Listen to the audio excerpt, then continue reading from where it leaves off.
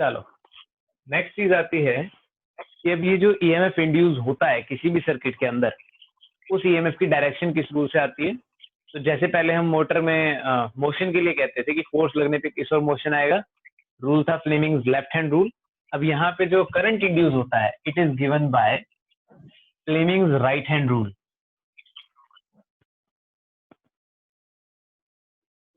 Fleming's right hand rule. और ये rule क्या कहता है,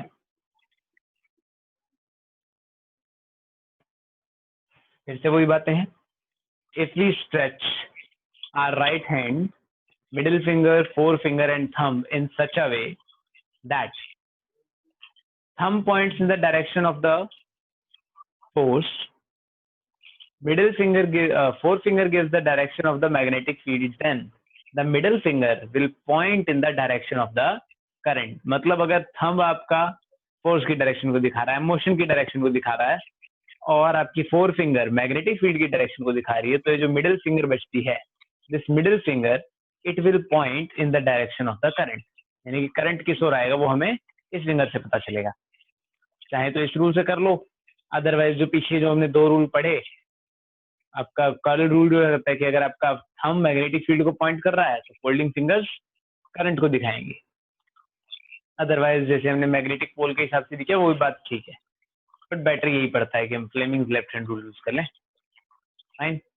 तो अब नेक्स्ट जो चीज आती है हमारी, वो आती है कि अगर आपने ईएमएफ बनाना हो तो ईएमएफ आप बनाएंगे कैसे, इंड्यूस कैसे करेंगे। तो मेथड्स टू इंड्यूस ईएमएफ।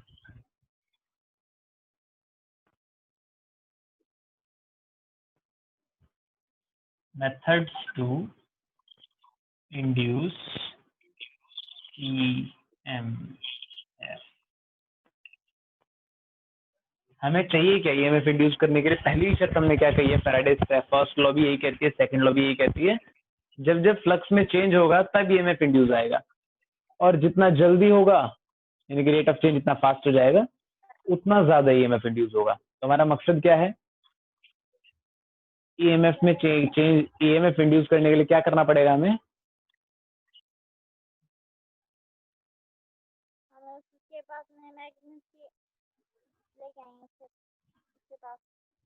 भाई मैग्नेटिक फ्लक्स चेंज करना है, मैग्नेट को उसके पास लाओ या खुद उस चीज को मैग्नेट के पास पहुंचा दो। तो उसमें पहला मेथड तो हमने कर लिया था, कॉइल और मैग्नेट वाली सिचुएशन,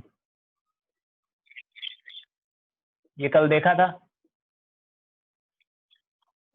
वे किसी भी कॉइल के पास में मैग्नेट को लेके जाओ या कॉइल को मैग्नेट के पास में लेके जाओ, एक मेथड। इसमें आप मैग्नेटिक फ्लक्स को चेंज कर रहे हो।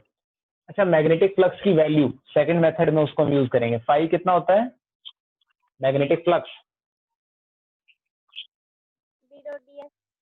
B dot D S. मैं इसको मैग्नीट्यूड में लिखता हूँ B D S cos theta. Theta क्या है, एंगल है बिटवीन फ्लक्स मैग्नेटिक फील्ड और एरिया वेक्टर के बीच का एंगल। तो देखो अगर मुझे फ्लक्स चेंज करना है तो क्या क्या चेंज कर सकते हैं,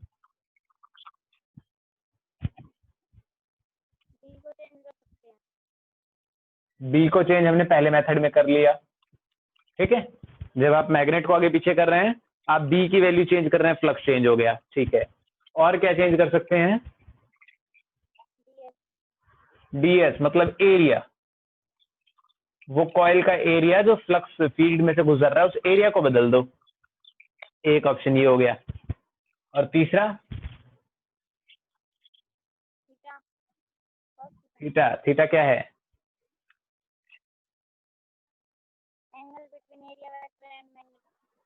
हाँ। तो अब हमें तीन ऑप्शन मिल गए। पहला हमने यूज कर लिया मैग्नेटिक फील्ड की, फ्लक्स को चेंज, फील्ड चेंज कर दी। दूसरे मेथड में हम चेंज करेंगे changing the area of the coil, changing area of coil. Coil का एरिया चेंज करके बात बन सकती है। तो इसको कैसे करेंगे अब, हम इसके लिए क्या करते हैं, खास किस्म की कॉइल लेते हैं। देखो जिसके तीन आर्म्स तो फिक्स है,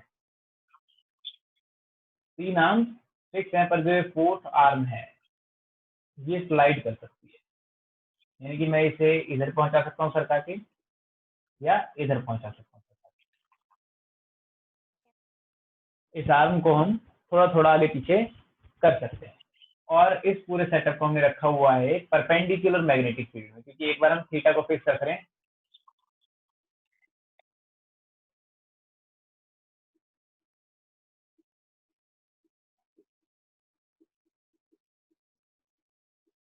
ठीक है, यूनिफॉर्म परपेंडिकुलर मैग्नेटिक फील्ड है इनटू द प्लेन। बोर्ड के अंदर मैग्नेटिक फील्ड जाएगी इनटू द प्लेन।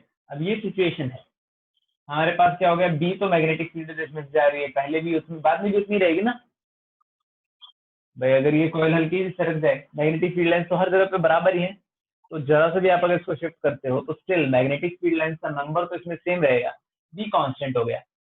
पर अगर मैं इस आर्म को आगे पीछे करता हूँ तो चेंज क्या आएगा, मान लो ये तो हो गई इसकी लेंथ एल, और ये हो जाती है इसकी ब्रेड्थ। ठीक है, ये क्या है, इसकी ब्रेड्थ है, तो मान लिया इसकी ब्रेड्थ है बी। जो शिफ्ट आप इसमें करा रहे हो, आपने इसको हल्का से चेंज कराया, वो हम मान लेते हैं डी। क्या हो गया, डी एक्स, एरिया में चेंज हो गया। तो फ्लक्स में चेंज, ये डी एस की वैल्यू कितनी हो जाएगी, small change in area will be L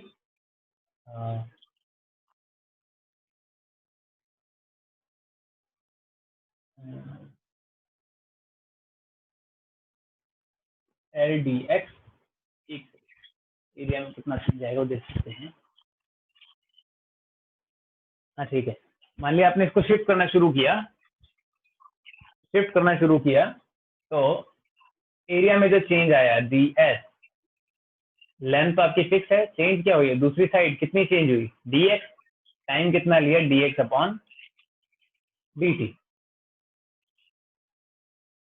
या अगर यहाँ कोई कंफ्यूजन हो रही है तो इसको छोड़ दो, सीधे मैग्नेटिक फ्लक्स वाले फॉर्मूले पे आओ। हमें क्या चाहिए कि ईएमएफ इंड्यूस कब होगा, जब जब रेट ऑफ चेंज आए फ्लक्स में, D phi upon D T.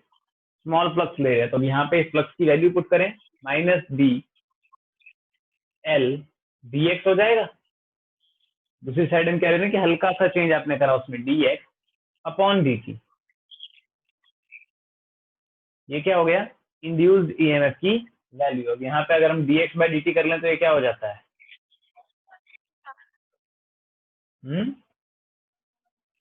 ये वाला जो आपने अभी लिखा है मेरा कैमरा, यही दिक्कत है भाई, ये वाला सारा ही नहीं दिख रहा ना इधर का, तो इधर का बोर्ड ही नहीं दिख रहा उसमें, तो नीचे का तो दिख रहा। ठीक है, इंड्यूस्ड ईएमएफ जो होता है वो होता है minus D upon D phi by D T, change in flux by में टाइम। चलो पहले फ्लक्स हम मान लेते हैं, पहले फ्लक्स 5-1 था। इस ओर का तो दिख रहा है ना, पहले फ्लक्स था 5-1,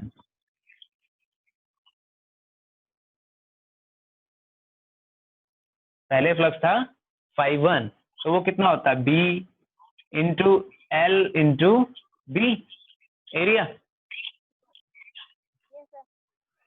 इंटू में कॉस थीटा, और जो एरिया वेक्टर है वो फील्ड के साथ में ही जा रहा है, तो थीटा कितना हो गया, 0 हो गया। B L B into cos 0 1 हो गया, ये आ गया 5-1। जब आपने हल्का सा उसमें शिफ्ट कर दिया डी एक्स डिस्टेंस का, चाहे इधर क्या हो चाहे उधर, तो उस केस में फ्लक्स कितना हो गया, बी एल तो वही है, बी की वैल्यू क्या हो जाएगी, बी में से छोटा सा डिफरेंस आ गया। इसको सिंप्लीफाई करके लिख दें तो क्या हो जाएगा, B L B minus B L B X. यहाँ तो कोई डाउट हो, नहीं। अब देखो हमें चेंज इन फ्लक्स चाहिए, डी ऑफ फाइव, चेंज बोल तो 5-2 minus 5-1, change in flux 5-2 minus 5-1, ये कितना हो जाएगा, देखो B L B minus B L B गया, कैंसिल हो गया, बचा क्या, डी फाइव का मैग्नीट्यूड ले रहे हैं कि कितना आया चेंज, तो ये बच जाएगा factor B L B X, B L B X. ये आ गया फ्लक्स में चेंज कितना आया। नेगेटिव पॉजिटिव हम नहीं लिख रहे, क्योंकि नेगेटिव तो पहले हमने मेंशन कर रखा है कि डायरेक्शन तो अपोजिट आनी है। D phi D L D X time D T. अब देखो यहाँ पे D X upon D T, small distance upon में स्मॉल टाइम, इसे क्या कहते हैं? वेलोसिटी। वेलोसिटी। तो ये क्या हो जाएगा? माइनस बी एल वी, इसके बराबर हो गया ईएमएफ। तो इतना ईएमएफ आएगा जब आप एक कॉइल को मैग्नेटिक फील्ड में इस तरीके से रखते हो कि इसका एरिया चेंज करे। तो किस रेट से एरिया चेंज हो रहा है, वेलोसिटी पे डिपेंड करेगा कितना फटाफट आप उस आर्म को मूव कर रहे हैं। जितना फास्ट मूवमेंट करोगे उतना ज्यादा तेजी से उसमें ईएमएफ इंड्यूस होगा, उतने ज्यादा अमाउंट का ईएमएफ उसमें इंड्यूस होगा। ओके, ये दो मेथड है, दो बहुत है। इसके अलावा तीसरा मेथड आप ये भी कर सकते थे कि एक कॉइल के अंदर ही ले लो कि उसके नंबर ऑफ टर्न्स आप बढ़ा दो पर यूनिट लेंथ, इतना क्लोजली स्पेस उनको रख दो कि छोटे से एरिया में कई सारे नंबर ऑफ टर्न्स आ जाए। करंट बढ़ जाएगा तो फ्लक्स बढ़ जाएगा। फ्लक्स बढ़ गया मतलब चेंज ही तो हो गया ना, flux linked with the coil increase कर गया। तो ये दो मेथड्स हैं हमारे फ्लक्स इंड्यूस करने के, उससे मतलब ईएमएफ इंड्यूस करने के दो मेथड। इसमें कुछ ना समझ में आ रहा हो अभी? आ गया सर। ठीक है, तो दो मेथड्स हो गए। इसके बाद में जो हमारे सिलेबस में आता है वो बहुत ही इंपॉर्टेंट पार्ट है, इसे हम बोलते हैं एडी करंट। इसको फौकॉल्ट करंट भी कहते हैं। तो इसको, इस पार्ट को मैं मिटा दूं क्या बोर्ड से, लिखना है अभी? मिटा दो सर। नोट नहीं करना? No sir.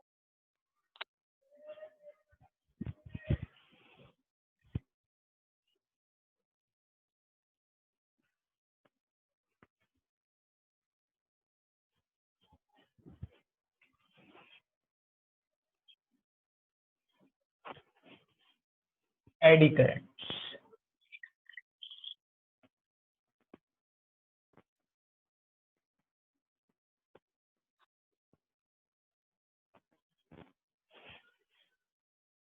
देखिएगा,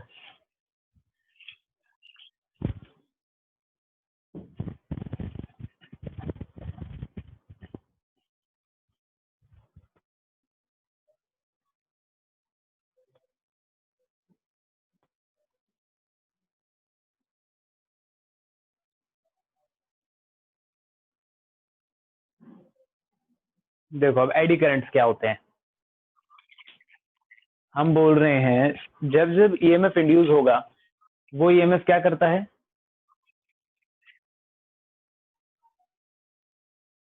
ईएमएफ करंट प्रोड्यूस करता है। करंट प्रोड्यूस करता है। और इस ईएमएफ का मकसद क्या होता है? ये ईएमएफ क्यों प्रोड्यूस होता है, इंड्यूस होता है?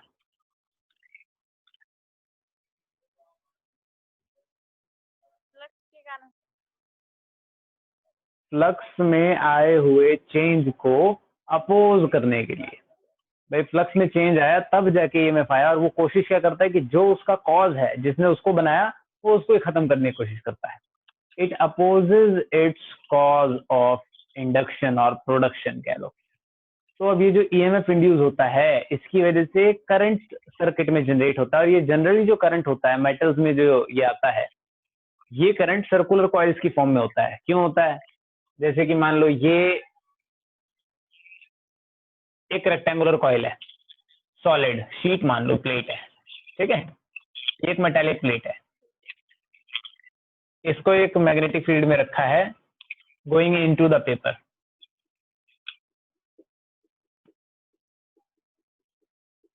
इसके अंदर भी मैग्नेटिक फील्ड है, मैं वो मार्क दिखा नहीं रहा क्योंकि मुझे कुछ और दिखाना है, पर फील्ड इसके अंदर जा रही है। अब देखो, अगर इस मेटल को मैंने रखा, एक इंस्टेंट के लिए इसमें फील्ड में चेंज आया, चेंजिंग मैग्नेटिक फील्ड है, तो मतलब कम या ज्यादा हो रही है, तो उस केस में ये अपोज करने की कोशिश करेगा? करेगा। करेगा। करेगा। तो अगर फील्ड इनसाइड है, बाहर वाली, तो इसकी वजह से फील्ड आनी चाहिए, वो किस ओर आएगी? बाहर की तरफ। बाहर की तरफ आएगी। ठीक बात है। तो मतलब ये एक ऐसी फील्ड बनाएगा, तो करंट इसमें कैसा बनेगा? ये कुछ ऐसा ऐसा सा करंट बनेगा ना, फील्ड को बाहर लाने के लिए करंट ऐसा होना चाहिए। ये दिख रहा है? Yes sir. कि करंट ऐसा जाएगा जब भी फीड बाहर आएगी। मतलब करंट कैसा हो गया, इसमें एंटी क्लॉकवाइज डायरेक्शन में सर्कुलर लूप्स बनते हैं करंट के, और ये करंट हम बोलते हैं एडी करंट। और इन करंट्स की वजह से क्या होता है, सिस्टम में हीट डेवलप होती है। जब आप चेंज इन मैग्नेटिक फील्ड की वजह से एनर्जी करते हो कंज्यूम, वो एनर्जी किस में चेंज हो जाती है, एडी करंट्स में। और एडी करंट्स क्या प्रोड्यूस करते हैं, अल्टीमेटली हीट प्रोड्यूस करते हैं, क्योंकि जब फील्ड की डायरेक्शन चेंज होगी करंट की डायरेक्शन अपने आप चेंज हो जाएगी। उसको अपोज करना है, इस करंट का मेन प्रोसेस क्या है, अपोज करना। तो अपोज करता है तो इस दौरान हीट की फॉर्म में एनर्जी का लॉस होता है। और इसके नुकसान भी हैं, फायदे भी हैं। कई चीजों में हम इसका इस्तेमाल करते हैं, जैसे कि नंबर 1, अगर मान लो आपको खाने को 300 डिग्री पे गर्म करना है, 300 डिग्री पे गर्म करना है, आपके पास सिंपल गैस ऐसी है जो मैक्सिमम टेम्परेचर ही 200 डिग्री का बना के देती है, तो आप क्या करोगे, आपको चाहिए कि टेम्परेचर बने 300 डिग्री, और जो आपके पास गैस है या जो भी इंस्ट्रूमेंट है वो देता है टोटल हीट ही 200 डिग्री के बराबर, तो कैसे काम चलेगा, नहीं चलेगा। नहीं चलेगा। अगर आपके पास में मेटल पड़ा हुआ है, ढेर सारा लोहा है, गोल्ड है, आपने उसको पिघलाना है, पिघलाने के लिए इनमें टेम्परेचर चाहिए हजारों डिग्री का, आपके पास हथियार नहीं है ऐसे, तो पिघला नहीं सकते। आपको ऐसा सोर्स चाहिए जो कम से कम इतनी हीट तो बनाए, क्योंकि इतनी हीट बनाएगा जब भी वो उतनी हीट ले पाएगा और पिघलेगा, मॉल्टन फॉर्म में जाएगा, आप उसको शेप दे पाएंगे। पर ऐसा करने के लिए हमारे पास सोर्सेज की भारी कमी हो जाती है। तो ऐसे में क्या करते हैं, एडी करंट्स काम आते हैं। हम उस मटेरियल को एक दूसरे मटेरियल के अंदर उसको डालते हैं, और एडी करंट हम ऐसे जैसे कि एक काम करते हैं, मिट्टी के बर्तन में रख लिया, मिट्टी के बर्तन में रख लिया। मिट्टी की स्पेशलिटी क्या है, नॉन मेटल है, एक तरीके से इंसुलेटर होता है। तो अगर मैं एक मिट्टी के बर्तन को एक मैग्नेटिक फील्ड में रखूं जो कि चेंज कर रही है, कभी इधर कभी इधर कभी इधर कभी इधर, तो इससे उस बर्तन पे तो कोई असर नहीं आने वाला, नहीं आने वाला। नहीं आने वाला। अब मैंने उसी के अंदर डाल दिया थोड़ा सा लोहे का पीस डाल दिया, अब फिर वो फिर से रखा हुआ है चेंजिंग मैग्नेटिक फील्ड में, क्या इस आयरन पे कोई फर्क पड़ेगा, पड़ेगा। क्या होगा,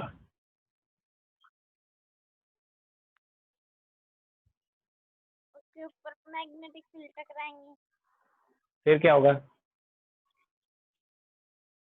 फिर वो पिघलेगा। ऐसे कैसे पिघल जाएगा भाई, तो क्या होगा। मैं तो तेरे से पूछ रहा हूँ भाई, तू बता, अगर आपने एक मेटल को पकड़ा, चेंजिंग मैग्नेटिक फील्ड में डाल दिया, उस मेटल के साथ क्या होगा, तो उसको अपोज करेगा। हाँ, उसको अपोज करने के लिए वो क्या करेगा,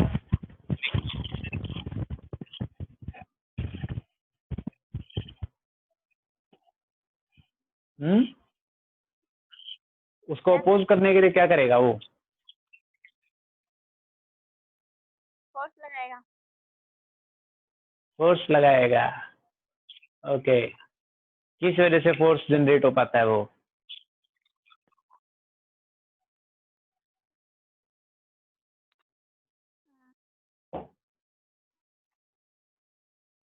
अभी तो हमने बनाया भाई। जब भी मैग्नेटिक फील्ड में चेंज आता है, कोई भी मटेरियल उसके फ्लक्स में चेंज आने को अपोज करता है, अपोज करने के लिए एक अपोजिंग मैग्नेटिक फील्ड बनाएगा, जो कि सिर्फ तभी आएगी जब एक करंट उसमें आए, सर्कुलर लूप्स की फॉर्म में, यानी कि एडी करंट बनेंगे। और एडी करंट जब भी बनते हैं तो ये अपोज करने के लिए अपनी डायरेक्शन को बार बार चेंज करते रहते हैं, और उस वजह से हीट जनरेट होती है सिस्टम में। और ये हीट जब वो बार बार चेंज करता रहेगा मैग्नेटिक फील्ड को, तो जो अमाउंट ऑफ हीट है वो कंटिन्यूअसली चेंजिंग करती रहेगी, लगातार बढ़ती रहेगी बढ़ती रहेगी बढ़ती रहेगी, और अल्टीमेटली वो मॉल्टन स्टेट में पहुंच जाएगा। मिट्टी तो नहीं पिघलेगी, पर उसके अंदर रखा हुआ जो आपका मेटल है वो पिघल जाएगा। तो ये एक टेक्निक है जो मेटल पिघलाने के लिए यूज की जाती है, या उससे बड़े लेवल की चीजें जिनको पिघलाना बहुत हाई टेम्परेचर चाहिए होता है, उसमें इसको यूज करते हैं।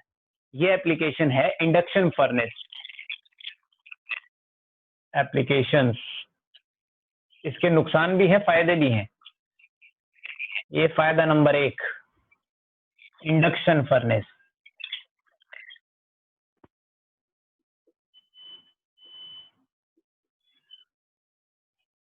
Induction furnace. इसके अलावा इसके और फायदे हैं, जैसे कि ब्रेक्स इन ट्रेन। ऐसा कभी हुआ है कि आप ट्रेन में जा रहे हो, गए हो क्या ट्रेन में कभी?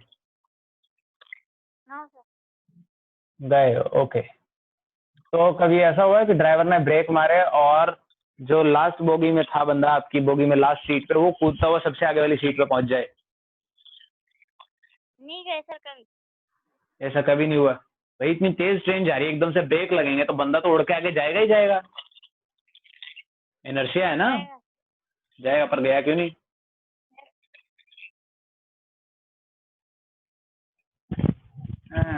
गया क्यों नहीं? क्योंकि ट्रेन एकदम से रुकती है क्या कभी?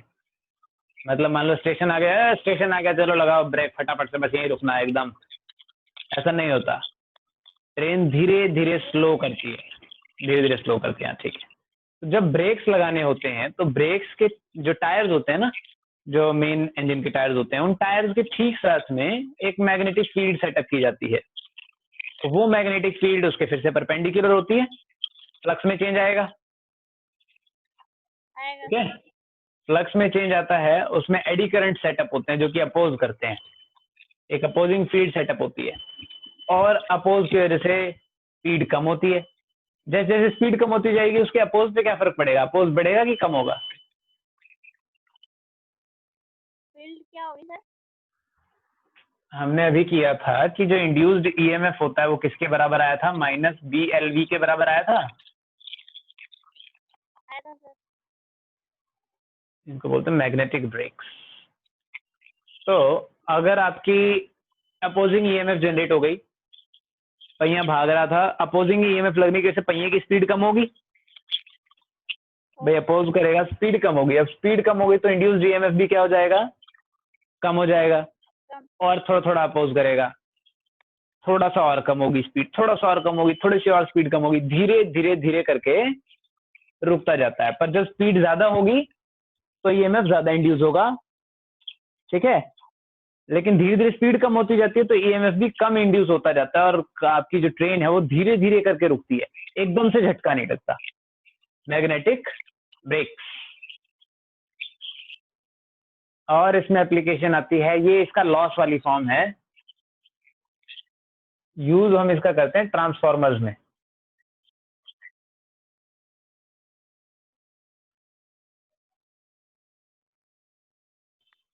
यहां हम नहीं चाहते कि हीट की फॉर्म में लॉस हो। देखो ट्रांसफॉर्मर में क्या होता है, एसी करंट आता है, यस सर। चेंजिंग करंट यानी कि चेंजिंग मैग्नेटिक फील्ड। और ट्रांसफॉर्मर में होती है मेटल की पूरी मोटी सी शीट। पहले मेटल का टुकड़ा हो जाना चाहिए था, वहां पे सिर्फ मेटल ही चाहिए होता है, और दोनों ओर कॉइल होनी चाहिए थी। पर उसमें अगर मेटल पूरा का पूरा यूं रहेगा, ये बड़ा सा मेटल की मोटी सी थिक सी शीट है, और इसको चेंजिंग मैग्नेटिक फील्ड में रख दिया, तो इसके अंदर, इस पहले वाले सरफेस में एडी करंट सेटअप होगा, इसके अंदर इसके अंदर इसके अंदर काफी सारा एडी करंट सेटअप हो गया। हो गया सर। एडी करंट इतना लार्ज हो जाता है कि काफी अमाउंट में हीट लॉस होता है, काफी ज्यादा अमाउंट में हीट लॉस होता है। अब इतना हीट लॉस ही हो गया तो फायदा तो नहीं हुआ अपने को वोल्टेज स्टेप डाउन करने का। तो इस नुकसान से बचने के लिए क्या करते हैं कि हमारे पास ऐसा सिस्टम हो जाए कि भाई पहली लेयर हो, इसमें एडी करंट बना, वो दूसरी में जुड़े ही ना। तो क्या करते हैं, 2-3 लेयर, दूसरी लेयर बनाई, तीसरी लेयर बनाई, चौथी लेयर बनाई, एक के ऊपर एक, एक के ऊपर एक, और फिर सबको एकदम चिपका दिया, पर इंसुलेट कर रखा है सबको। मतलब एक सरफेस पे जो करंट आएगा वो दूसरे के अंदर नहीं घुसेगा, दूसरे का तीसरे में नहीं घुसेगा। इसकी वजह से ओवरऑल जो नेट इम्पैक्ट आता है वो काफी हद तक मिनिमाइज हो जाता है। इसे बोलते हैं लैमिनेशन ऑफ शीट्स। तो एप्लीकेशन है ट्रांसफॉर्मर्स, ट्रांसफॉर्मर में यूज होता है, हम इसको बोल देते हैं लैमिनेटेड शीट्स, या सिंपली बोल देते हैं lamination. Laminated core in transformer.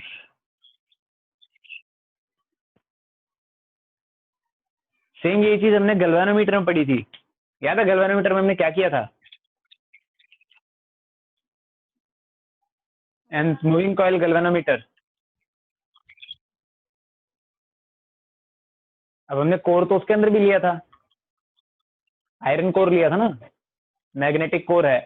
तो उसके अंदर भी क्या एडी करंट सेटअप नहीं होंगे? होंगे। तो इस वजह से वहां पे भी एक पूरा कोर सॉलिड ना लेकर के यही काम किया जाता है, कई फाइन लेयर्स काट के उनको आपस में मैश कर दिया जाता है, लैमिनेट कर दिया जाता है। तो उससे क्या होता है, जो ईएमएफ इंड्यूस होता है वो कम होता है, अपोजिंग ईएमएफ कम होता है, एडी करंट्स कम सेटअप होते हैं और हीट की फॉर्म में एनर्जी का लॉस कम होता है।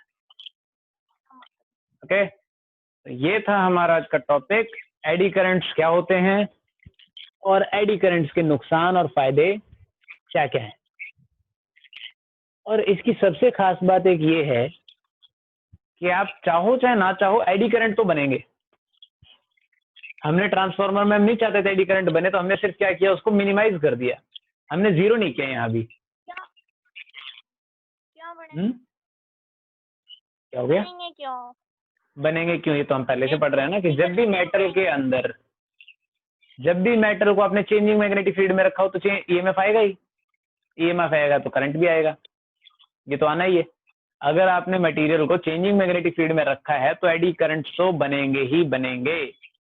पर अगर हमें उसकी रिक्वायरमेंट नहीं है कि हीट में लॉस कम हो चाहते हैं हम, तो उस सिचुएशन के लिए हम काम कर सकते हैं। और काम क्या कर सकते हैं, लैमिनेशन, छोटी छोटी शीट्स बना देते हैं, उसकी पतली पतली प्लेटें, तो उससे कम एडी करंट सेटअप होता है। ठीक है। नेक्स्ट टॉपिक हम कल करें कि अब ये जो ईएमएफ इंड्यूस होता है वो दो तरीके से हो सकता था ना, एक तो खुद एक कॉइल है, जैसे कि ये एक कॉइल है, इसके साथ में भी कोई मैग्नेटिक फील्ड नहीं है, नहीं है सर। जैसे ही इसमें से मैं करंट पास कराऊंगा इसके साथ एक मैग्नेटिक फ्लक्स लिंक हो जाएगा ना, हो जाएगा। इसे हम बोलते हैं सेल्फ इंडक्शन, कि इसमें भी इंड्यूस हो गया एक अपोजिंग ईएमएफ, यहाँ पे भी आएगा, चेंज करेगा कि अरे मेरे चेंज को मैं अलाउ नहीं करूंगा, यही कहेगा ना कॉइल भी, क्या कहेगा कि मेरे अंदर कोई फ्लक्स नहीं है, मैं नहीं चाहता मेरे अंदर कोई फ्लक्स आए, तो ये करंट उसमें बनाना चाह रहा है, तो ये इसका भी क्या करता है, अपोज करता है। ठीक है, हम इस चीज को अब करेंगे कल कि किस तरीके से क्या क्या चेंजेस होते हैं और किन किन फैक्टर्स पे डिपेंड करेगा। So that's it for today, आज के लेक्चर को यहीं खत्म करते हैं। कोई डाउट है तो पूछो। नहीं है सर। कुछ नहीं पूछना, ठीक है। तो एक काम करना है आपने, इन्हीं पे बेस कुछ क्वेश्चन एनसीईआरटी के कॉर्नर में मिलेंगे आपको, उन क्वेश्चंस को ट्राई करना है। कोई न्यूमेरिकल पार्ट भी मिल जाए तो उसको भी करना है, चेंज इन एरिया पे बेस। ठीक है। ओके।